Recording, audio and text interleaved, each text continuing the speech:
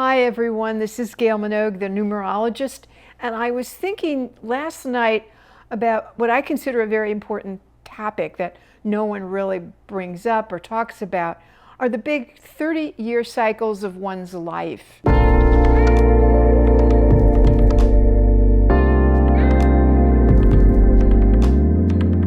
These are very, very important. We are to create 4 of these cycles, so that's 120. So that is a normal lifespan up to today, is 120 years.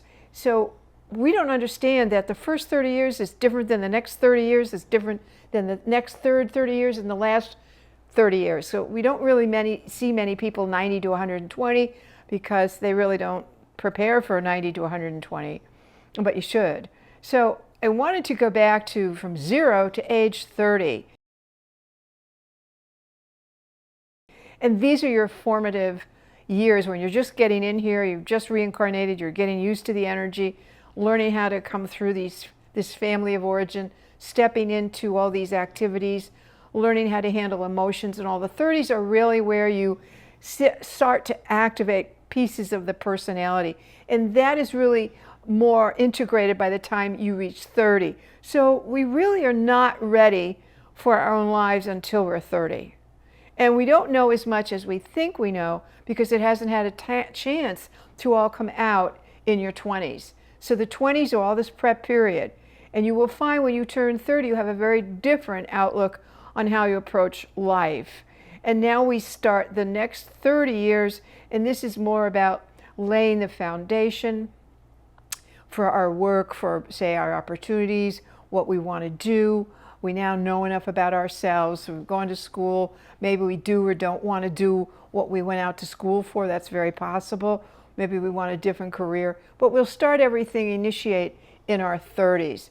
So you have not missed the boat, the plane. If you don't know what you want to do when you graduate from college, you took this, you got a degree, but you're not sure. So you take a job. So you try on all these parts in your 20s. So never get discouraged because you don't have it together by 25, 26, 27. No, you're not supposed to. If you do, great. Don't worry about it. You'll change it later. So when you're in your 30s now, you might go think about buying a home or all this kind of stuff or moving to a different location. So 30, you really try on your success and what you want to do. And 40s, you really dig in and do the hard grunt work. So 40s is what I call the foundation period for like a career or maybe you want to have your own business, whatever. The 40s are where you work hard. Remember, even in the Bible it tells you it rains 40 days and 40 nights and he prays 40 days and we were in the wilderness for 40 years, I don't know, whatever years. Or we were in slave for 400 years. It's always 4. So the 40s are about work and discipline and order and structure. Not the most fun period of your life, but it can be very successful, very successful. And so when you get out of the 40s now, all your shoulds of your 30s and your 40s, you start to integrate and free yourself. So this is the completion 10 years of the second 30-year cycles. So those in the 50s, you want to take a look at what the heck have I been doing for the past 50 years? What don't I want to do anymore? What do I want to do? What can I perfect myself? So for the next 10 years, you make the changes, or you should. And then you reach the point where you've made these constructive changes, or you're thinking about them, and you know you'd rather do this than that, and you reach the age of 60. Now, this is not a retirement period. This is a new start of a new 30-year period. So we have it completely backwards, thinking we're supposed to retire. We may be subsidized by a pension or something, but it doesn't mean we retire. We change again. We change and look forward to another 30-year cycle. Maybe we'll start something we wanted to start long ago and we didn't, and we begin to put our plans in place. It is extremely important. Extremely important. You have plans that you have created and thought about and start to begin from age 60 to 63. Very, very important. So think of the ideas, what you'd love to do. time's going by now. When 60 is something magical about 60, it's like, I'm getting old. I'm getting old. I'm now 60. Well, I got news for you. You're getting old when you start to go into your 90s and 100s. So 60 is still very, very viable. Should be healthy if you took care of yourself. If you didn't hurry up and get going, because this is where the soul is making a decision. Do I stay? Do I leave? What am I going forward to? Why am I still here? What do I want to do? So you need to have a plan in your 60 to 63 years of what you want to do going forward to 90. Each 30-year period is extremely important because you're here for your soul's growth, and you go through all these experiences of all of this stuff in your 20s, all of this stuff in your 30s, 40s, and 50s. Now you're heading into this third period of your life from 60 to 90. And people think, well, that's ridiculous. I'll be old, I'll be enfeebled, I'll be, look at this. Because people don't take care of themselves. They ran themselves ragged in their 40s because they worked, and then they wonder why in their 60s they're exhausted. And they thought, well, you weren't supposed to be a mule. You were supposed to very much balance the life so that you could go out to 120 years and not burn out by the time you're 60. So you need to be careful now and make sure you put your health a priority. You take care of your body because you can't stay without it. People, that is a number one priority. You're not here to save people. You are not. People who say, I'm here to save the world or do this stuff. No, you're not. This is maybe a vocation, or your ego needs it, or what have you. You can be useful and helpful and all that, but you're not here to save people. So you want to be able to really use this period from 60 to 90 wisely, well. You've gained all this knowledge, experience, and you know yourself. And you know you can't put up with the foolishness that you did before. So in your 60s, you lay this new work for yourself, and you pace yourself. You're healthier now. You're taking care of yourself now. And you're very productive and financially sound in your 60s. And so these are powerful, powerful success years. Don't waste them by planning on retirement. Look at your monies, figure out what you need and what you'd like to do. Now we hit the 70s. And the 70s are the wise years. This is where you really are more time for yourself, process inner, maybe perfect your skills, maybe go to school, maybe get another degree in your 70s. And you don't waste time anymore. You don't let people take your energy anymore. You don't let them waste your money anymore. All of that stuff. So the 70s are the wisdom years. They can be extremely financially successful if you've done the correct planning. It's a very planning period. Very much a planning period. Because the 80s are harvesting. Believe it or not. And most people have left. They're already off the grid here. They are no longer with us because they'd assumed they would die, and they did. And so you want to have plans for your 80s because the 8 is the big power number. It rules karma, and it's in so many. It's Father Time, it's Cronus, it's in the Hebrew letter. It's extremely powerful. So you want to use the 80s for power, so success, all of that kind of stuff. Engaged, But if you didn't take care of yourself, what can I tell you? You were not to be a mule, like, running around in a circle and pumping water for the pharaoh. This is not your deal. You don't burn out in the 30s and 40s and 50s. So you need to be wise in how you're going to live your 60s and 70s and 80s. 80s, your harvest. You're still paying attention to money and investments and then giving back. The 80s are powerful years. It's where the ship comes in. But most people have left. Their ship has sailed and they're never coming back in this life. So you want to try to, instead of listening to what I call race conscious thinking, where people are checked out in their 80s, they're gone, or they're so infirmed that they can't, some people have accidents. That's different. I'm talking about really neglect of the body and taking it for granted. And that's where you're going to get into trouble. And that's why you don't stay. But we can also have severe disabilities at birth. We can also have terrible accidents.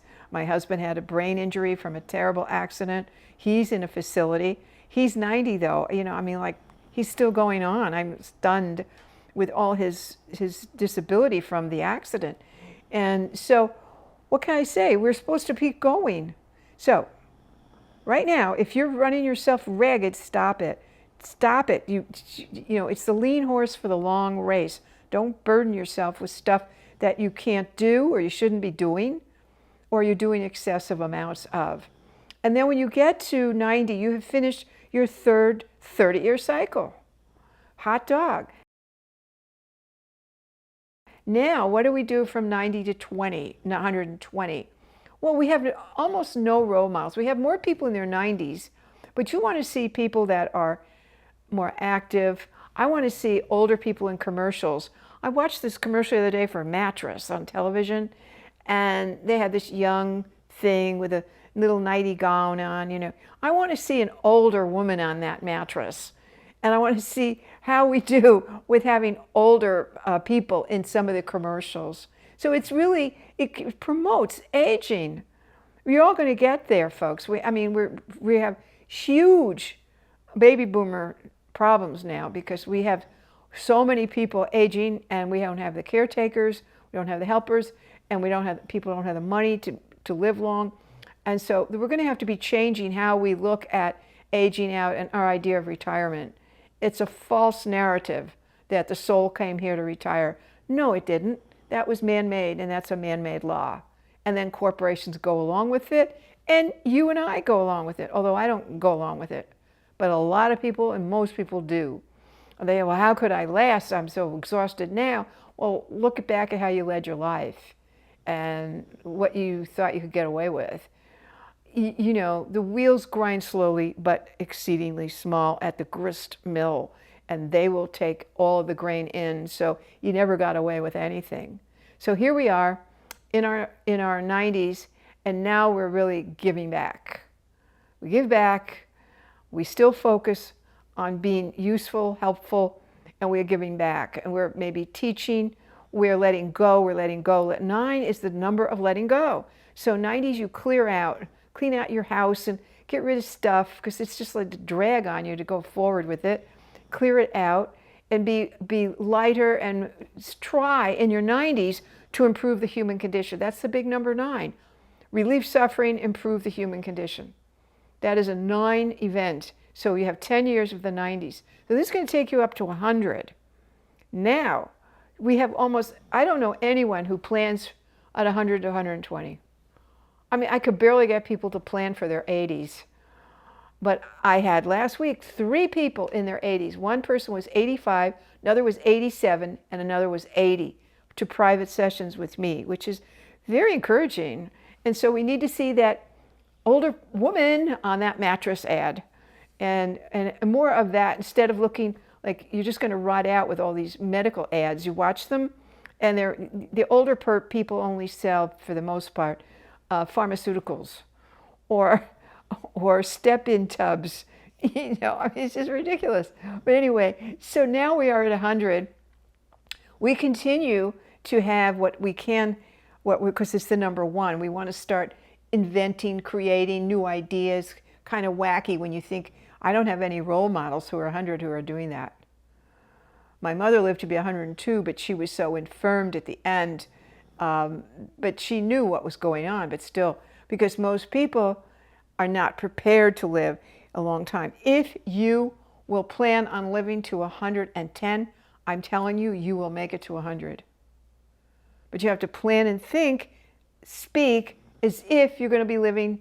I am now living to the age of what have you, 110.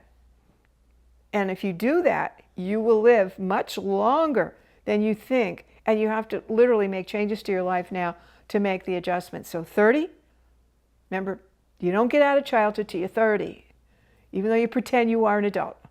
And you're 30, because you don't know yourself enough yet. 30 to 60 is the next cycle.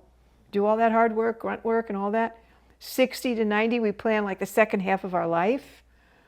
You have to have a plan for 60 to 90. Think on paper, get out of your head, distill everything down, stop making everything so complicated and complex. So this kind of gives you food for thought and how you're moving forward. If you're now in your 40s, start thinking about, when I get out of my 40s, what am I going to free myself to do in my 50s? And then when you're in your 50s, free yourself from all these shoulds. When you're in the 60s, you've got plans for the third portion of your life from 60 to 90. Critically important, because what happens, remember I said the soul makes a decision from 60 to 63. Do I go forward with a program or plan for myself, or do I begin to revert back to childhood? And so many people don't have plans and they revert back to childhood. They end up enfeebled, in diapers, losing body hair, and many have to be fed. So by the time they're 80, they're really, really infirm. They went back to childhood where they couldn't take care of themselves anymore. But they made that decision 60 to 63. And it was supported by a lack of care of balancing the body and understanding how the body works. So these are just some things for you to contemplate and make some necessary changes. If you want to talk to me about life changes and also what can I do to help myself now at this stage of my life, please get in touch with me. It's very important. This is your time. You can't get it back. It's the most important asset you have is time. You can have money, you can have energy, but if you run out of time, it's done. So on that happy note, I am looking forward to talking with you again, and thank you so much for listening. Thank you. Hi again, this is Gail Minogue, and I wanted to mention to you that on Saturday, September 28th at 11 a.m. Pacific time, I'm doing a 90-minute Zoom program. And you can register on my website. I'm going to get that set up this week. And so it's going to cover the people in this election and going forward in 2025, what we can expect. And so it's basically somewhat predictive, but it's understanding where we are, because at that time on the 28th, you're going to be able to know much more of who will be winning the election. I mean, there's always a tangent, but it's going to be exciting. You can register on my website, gailminogue.com, 90 minutes, 11 a.m. to 12:30 on Saturday at Pacific time, September 28th. I hope to see you there. Thank you.